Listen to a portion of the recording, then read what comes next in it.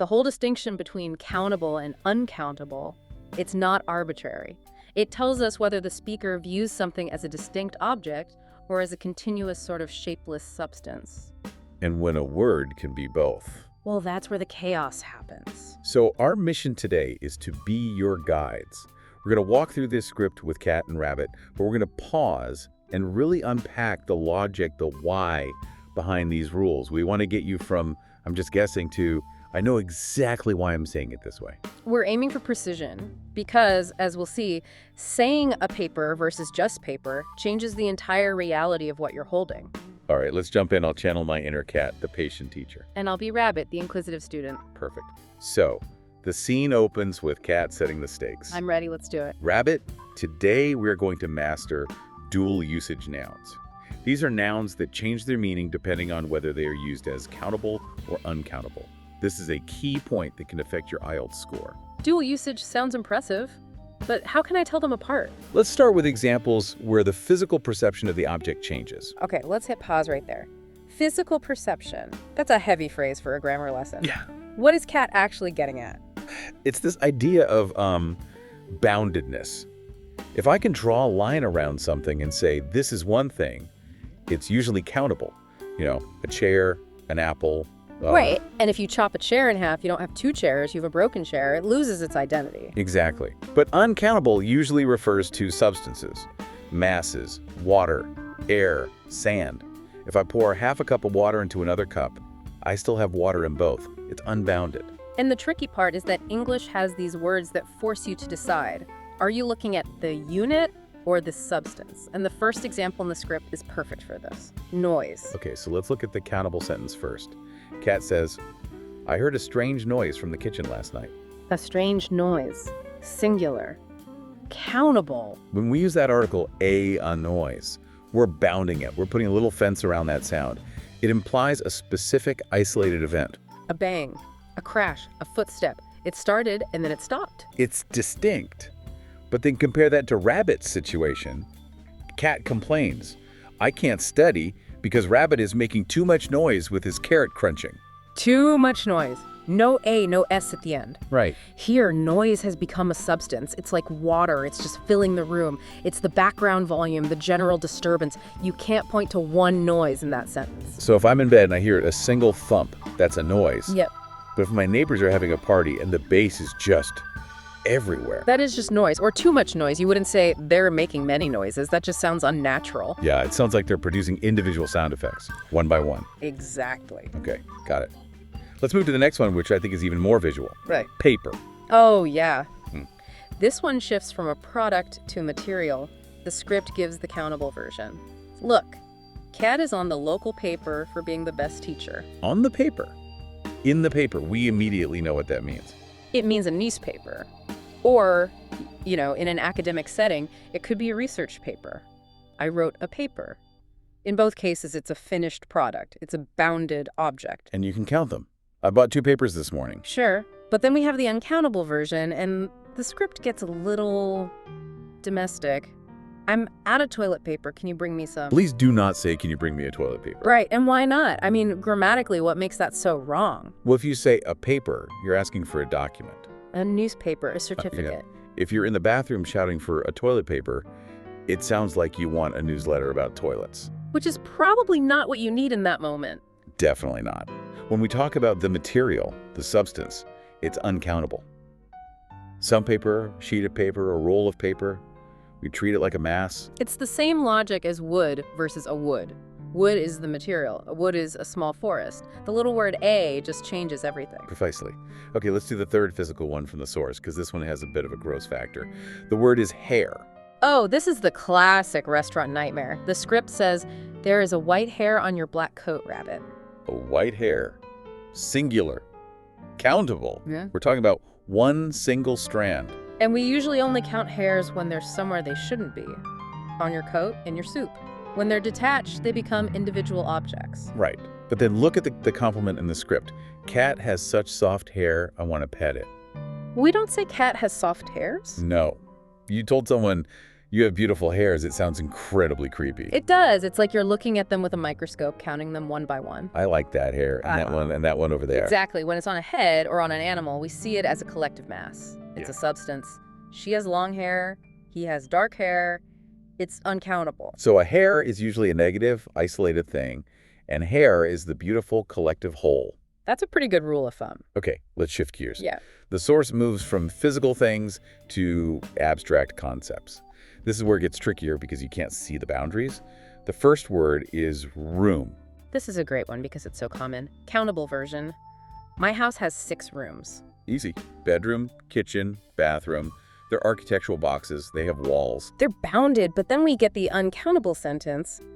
Move your bed.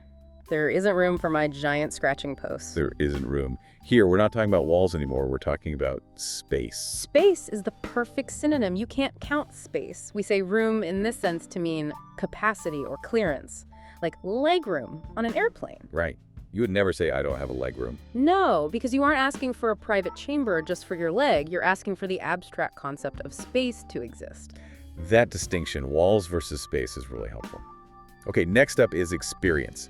This is the one that I think trips up so many people on job applications. Oh, absolutely. I see this error on resumes constantly. Let's look at the countable use first. I had many scary experiences when I got lost in the forest. So experiences here are specific incidents, events, stories you can tell. I had a crazy experience yesterday. Exactly, but on a resume, you're usually talking about your accumulated knowledge, your skill. The script uses the sentence. This job requires 5 years of teaching experience. No less. Correct. If you write on your CV, I have many experiences in marketing, it sounds like you've had a lot of marketing-themed adventures.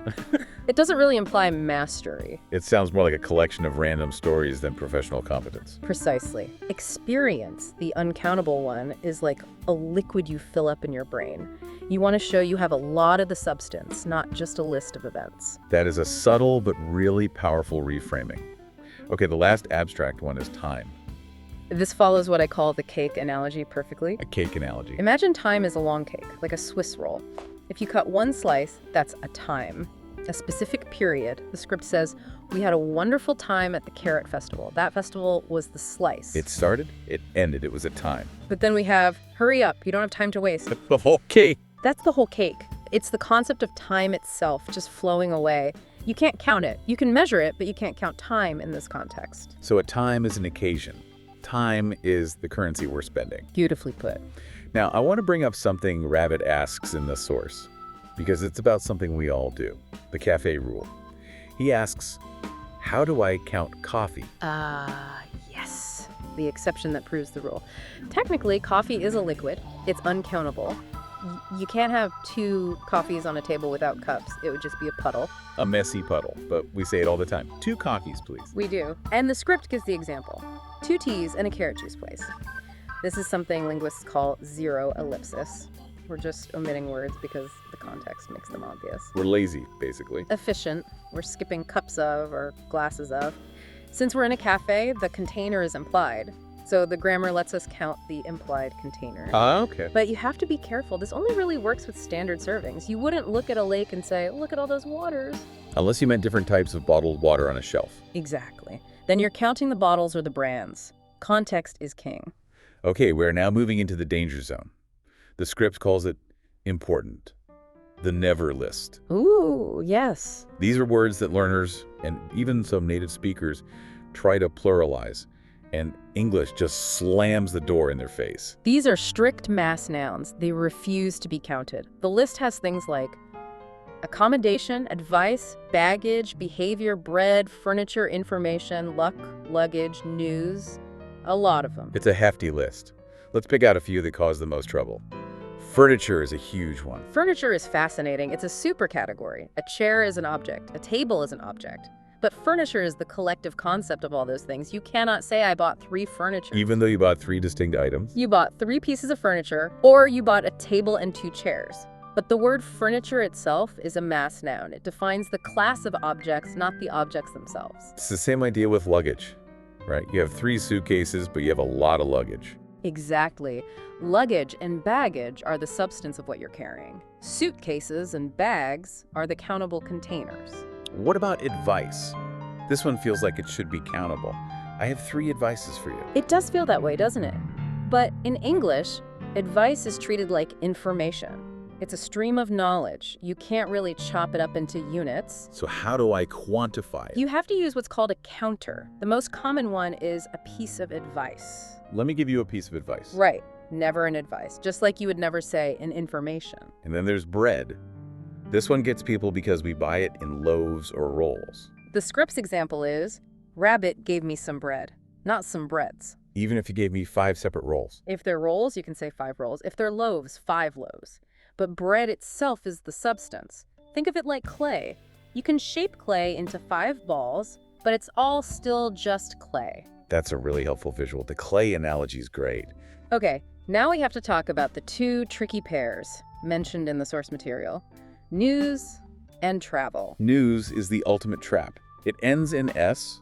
It looks plural. It's a linguistic mirage. Despite the es, it is singular, always. So the news is bad, not the news were bad. Correct. Just treat it like the word information. You wouldn't say the information were bad. And travel. Travel is the general activity. I love travel. But if you're talking about a specific vacation, you can't say, I had a good travel. Oh, that sounds really awkward. It marks you instantly as a non-native speaker. You have to switch the word. Use trip or journey. I had a good trip. Trip is the countable unit. Travel is the abstract concept. We're in the final stretch here, and the source material offers a comparison list. This is basically a cheat sheet for paraphrasing to sound more advanced. This is high-level stuff. If you're taking an exam or writing a formal report, being able to swap between these shows real control of the language. Okay, let's run through them. I'll give the basic, countable version, and you give me the more advanced, uncountable paraphrase and explain the shift. Hit me. Basic. I need a new job. Advanced. I need more work. The analysis here is that job is a specific role, a contract. Work is the general activity of employment. Okay. Basic. This is a great view. Advanced. This is amazing scenery. A view is what you see from a specific point. It's bounded. Scenery is the general landscape, the environment as a whole. Basic. It was a rainy day. Advanced. We had rainy weather. Simple enough. You can count days. You cannot count weather. Basic.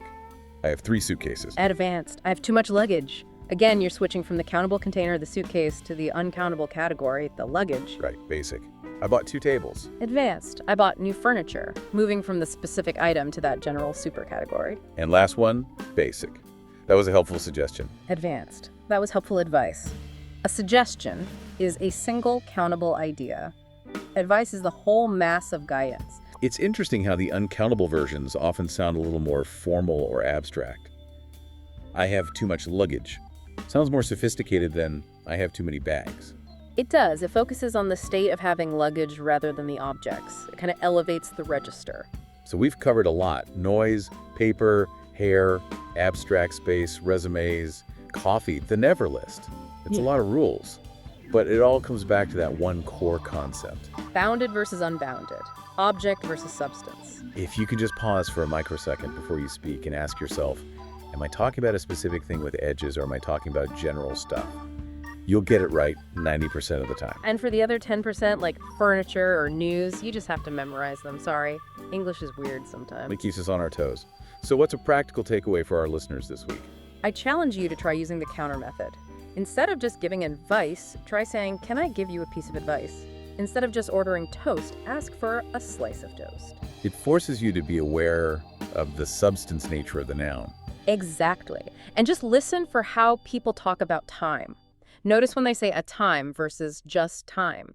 It reveals so much about whether they're focused on a specific event or the general flow of the clock. Before we wrap up, I want to leave you with a thought that struck me reading this. We touched on it earlier.